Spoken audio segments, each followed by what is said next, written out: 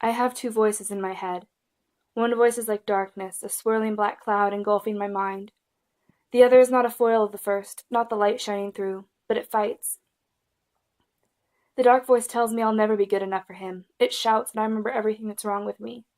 It tells me you'll never be good enough. You will never be anything more than a lovesick puppy following him around, hanging on his every word, looking up at him with those big clueless eyes, and begging. Begging for a scrap of his attention, a scrap of his love, a scrap of his time. You cherish every measly little scrap that he throws down to you, whimpering pathetically at his feet. But those scraps are all you will ever get from him, and you can't live off those. Eventually you'll starve, too stupid to realize you could have moved on. Others offer their love, their time, but you stupid pup, you only want his. You'd rather starve to death than leave your spot at his feet.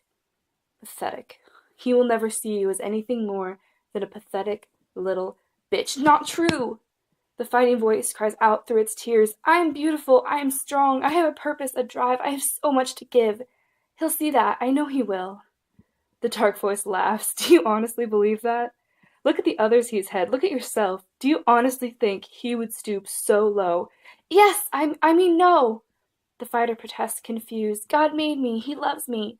My friends love me. My family loves me. People love me. Why is it so hard to think he could love me?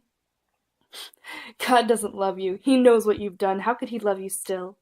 Your friends don't love you. They feel bad for you. Poor, stupid little girl. Someone ought to help her out. And your family? Your family is ashamed of you. You're weak. You've done terrible things. Why would they want anything to do with you? No one loves you. No one will ever love you. He'll never love you. No, he might. There's hope. There's always hope. The fighting voice is getting softer now. It's scared, wounded. It's losing. You foolish girl. The dark voice is louder, screaming now. You will never be good enough for him. He will never love you. You aren't pretty. You aren't smart. You aren't good for anything. Why would he want you? You will never be good enough. You will never be good enough. You will never be good enough. The dark voice is deafening now. I can't hear anything over the sound of its repeated refrain. You will never be good enough. The fighting voice whimpers in the corner, silent but for the quiet tears falling down its face. I have two voices in my head, and the dark voice always wins.